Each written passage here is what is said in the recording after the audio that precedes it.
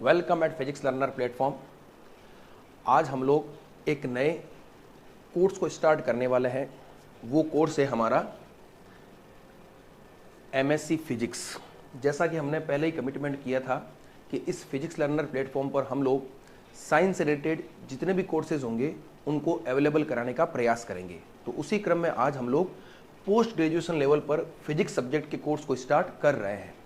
आज का जो हमारा ये लेक्चर है वो बेसिकली एक इंट्रोडक्टरी लेक्चर होगा, जिसके अंतर्गत हम लोग क्या क्या एग्ज़ाम का पैटर्न रहता है, किस प्रकार से सिलेबस को कवर किया जाता है, कौन कौन सी ब्रांचेज हमें इसके अंतर्गत पढ़नी होगी, उन सभी की हम चर्चा ही करेंगे। एक चीज़ आप यहाँ पर ध्यान रखिए कि जो एमएससी फिजिक्स है ये एक बहुत स्पेसिफिक कोर्स है। स्पेसिफिक कोर्स का मतलब क्या हो गया कि जब आप ग्रेजुएशन करते हो तो वहाँ पर आपको कई सारे सब्जेक्ट्स पढ़ने पड़ते हैं, उसको पढ़ने का तरीका भी अलग होता है, उन सब्जेक्ट्स को कितनी डेप्थ तक पढ़ना है उसकी भी हमारी एक लिमिटेशंस होती है।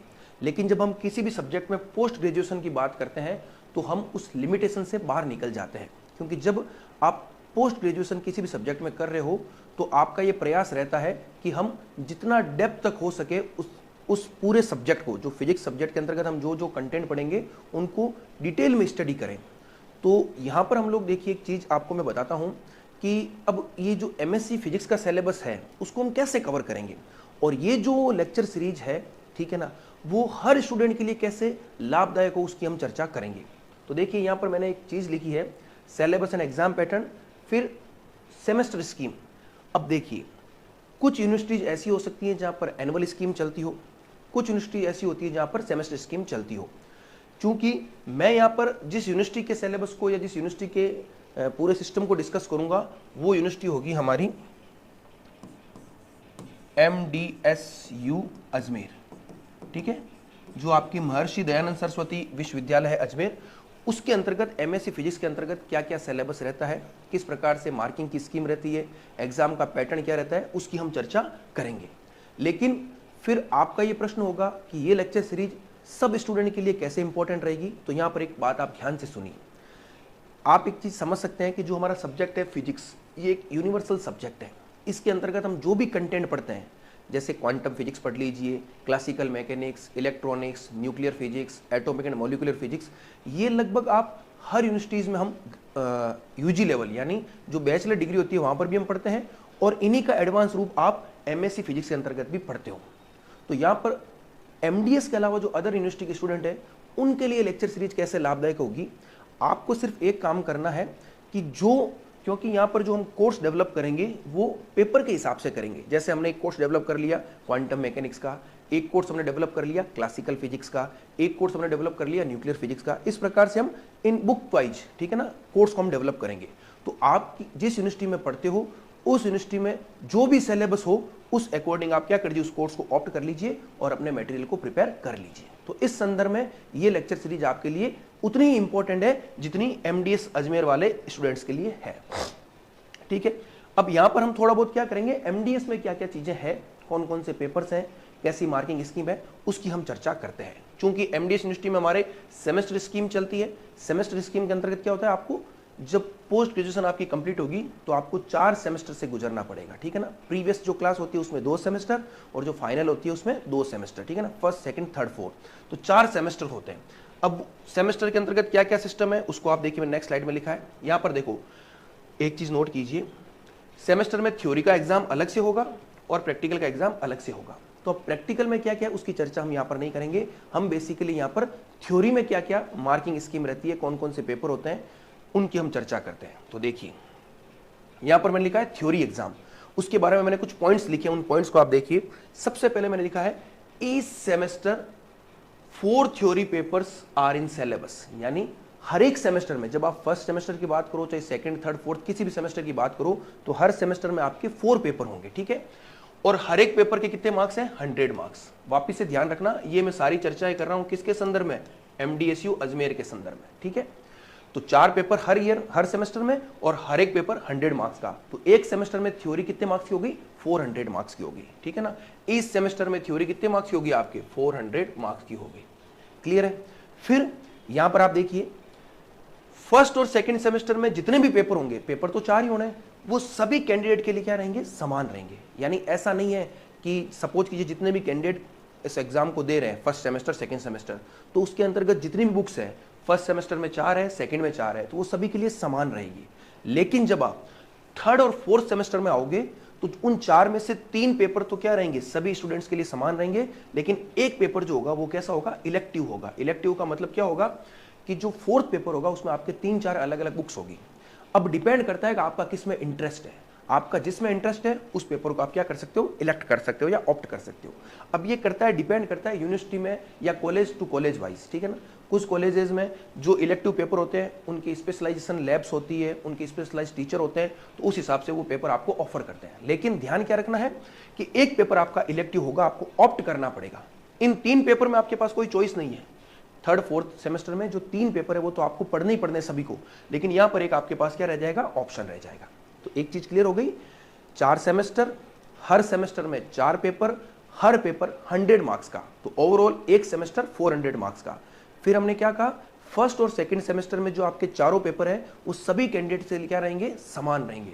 लेकिन थर्ड और फोर्थ सेमेस्टर में आपके 4 में से 3 पेपर तो सभी कैंडिडेट के लिए समान रहेंगे, लेकिन जो फोर्थ पेपर होगा वो आपका होगा इलेक्टिव टाइप का, ठीक है ना, ऑप्शनल, जिसको आप खुद ऑप्ट करोगे, आपको किसमें रुचि है।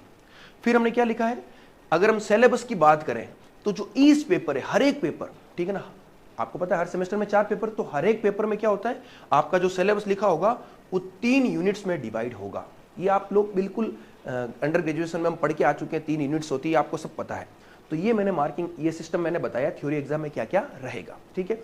अब हम आते हैं कि एग्जाम में क्वेश्चन किस रूप में पूछे जाते हैं, ठीक है ना, उनके मार्क्स क्या क्या रहते हैं, उसको भी आप समझ लीजिए। देखो, पहला लेक्चर क्या होता है कि उस लेक्चर में अगर हम पूरी ओवरऑल स्कीम अगर समझ लेते हैं कि हम जिस एग्जाम को देने जा रहे हैं उसमें किस तरह से सिलेबस रहता है, उसकी मार्किंग की स्कीम क्या रहती है, तो जब हम प्रिपरेशन स्टार्ट करें तो हमारी प्रिपरेशन उसके अकॉर्डिंग हो।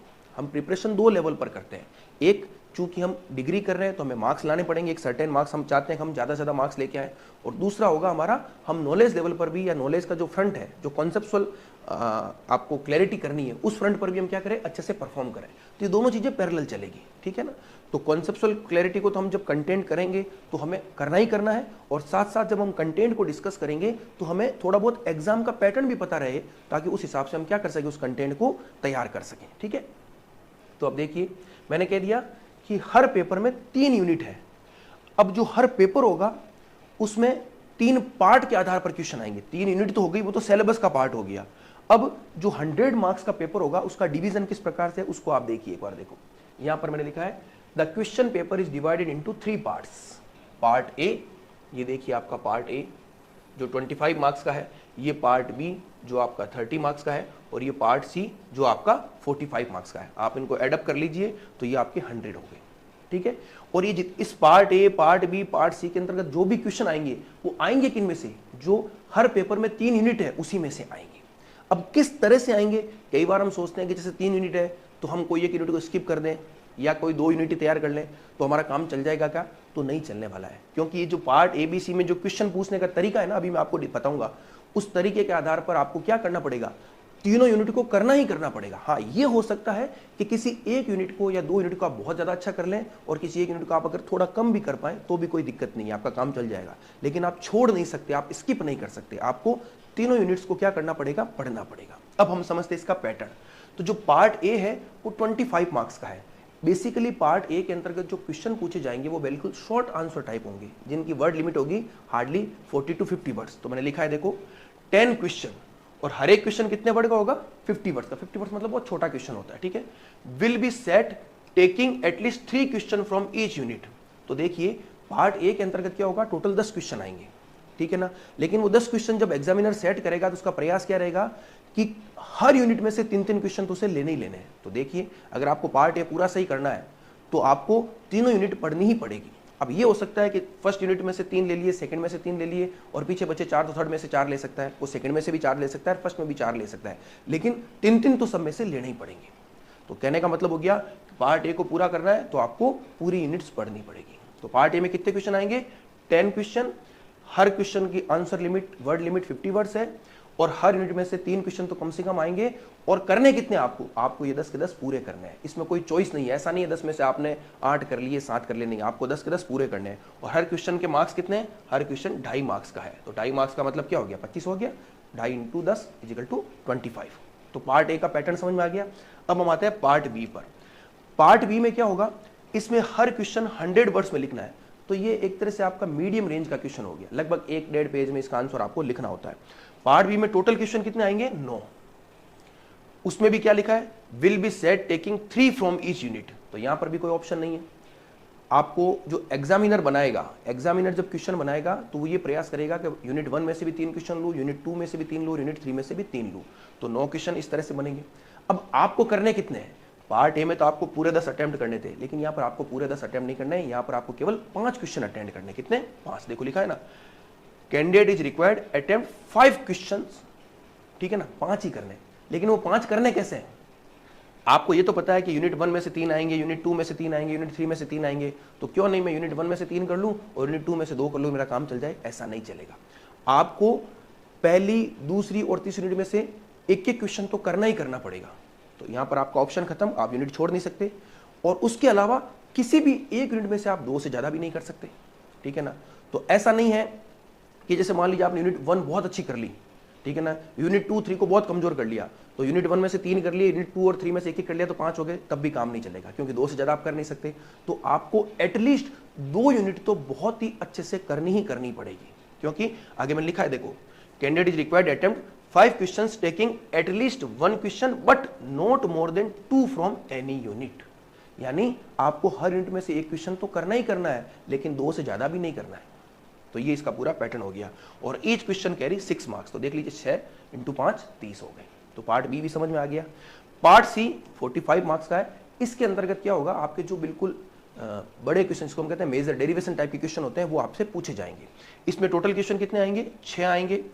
आंसर आपको 400 वर्ड्स, 400 वर्ड्स का मतलब हो गया आपको 3-4 पेज जो भी होते हैं उसमें लिखना होता है। और जो एग्जामिनर पेपर सेट करेगा वो ये प्रयास करेगा कि 6 क्वेश्चन जब वो बना रहा है तो हर यूनिट में से 2 क्वेश्चन ले, ठीक है। और आपको करने कितने हैं, आपको 3 ही क्वेश्चन करने हैं। लेकिन वापस वही कंडीशन, 3 का मतलब ये नहीं है कि 2 आपने फर्स्ट से कर लिए, 1 सेकंड से कर लिया, नहीं, आपको हर यूनिट में से एक एक क्वेश्चन लेते हुए करना है। देखिए, from each unit candidate is required to attempt 3 questions taking 1 from each unit and each question carry 15 marks. तो यहां से एक चीज पता चल गई कि जिस किसी भी पेपर को या किताब को आप पढ़ोगे, उसके सिलेबस को आप डिस्कस करोगे, तो आप कोई भी यूनिट को छोड़ नहीं सकते। ये बात तो क्लियर हो गई। हाँ, ये ऑप्शन आपके पास जरूर है कि कुछ हद तक अगर मान लो आप पूरा अच्छे से नहीं कर पाओ तो कुछ हद तक आप उसमें कुछ टॉपिक्स को स्किप कर सकते हो। लेकिन वहां भी रिस्क है, क्योंकि मान लीजिए आपने जो टॉपिक स्किप किया और वो पार्ट सी का निकल गया, तो पार्ट सी में तो आपके पास कोई ऑप्शन नहीं है, क्योंकि आपको 3 करने, हर यूनिट में से 3 करने हैं। तो वो जरूर ध्यान रखिएगा। तो कहने का मतलब है, कोशिश आप ये कीजिए कि तीनों यूनिट को अच्छे से करो। अगर नहीं संभव हो तो कम से कम 2 यूनिट को तो पूरी स्ट्रांग वे में करना ही करना है, ताकि कोई भी क्वेश्चन आपका गलत नहीं हो। तो ये इस प्रकार का पेपर का पैटर्न रहता है। पेपर में इस तरह से क्वेश्चन पूछे जाते हैं। तो हम जब लोग कंटेंट को डिस्कस करेंगे तो हम इसी प्रकार से पूरे कंटेंट को डिस्कस करेंगे। जब हम प्रैक्टिस करेंगे तो इन तीनों ही फॉर्मेट के अंतर्गत हम प्रैक्टिस करेंगे, ताकि एग्जामिनेशन पॉइंट ऑफ व्यू से आपको कोई प्रॉब्लम हो ही ना। और जब हम कॉम्पिटिटिव एग्जाम की बात करते हैं तो वहां पर कॉन्सेप्ट ही काम आता है। आप जो कॉन्सेप्ट सीखोगे उसी के आधार पर आप क्या करोगे, क्वेश्चंस को डील करोगे। तो ये आपके हो गई इसकी बात। तो हम लोगों ने क्या देख लिया कि एमडीएस यूनिवर्सिटी के अंतर्गत आपके 4 सेमेस्टर, हर सेमेस्टर में 4 पेपर, हर पेपर 100 मार्क्स का, ठीक है, ये चीज क्लियर। फिर फर्स्ट और सेकंड सेमेस्टर में कोई चॉइस नहीं। थर्ड और फोर्थ के अंतर्गत आपको 3 पेपर सेम रहेंगे, एक पेपर में आपको चॉइस है, आप अपनी इच्छा से ले सकते हो। फिर जो हर पेपर है, ठीक है ना, जो 100 मार्क्स का है, वो 3 यूनिट से मिलकर के बना है। उसका जो पूरा सिलेबस होगा वो 3 यूनिट में डिवाइड होगा।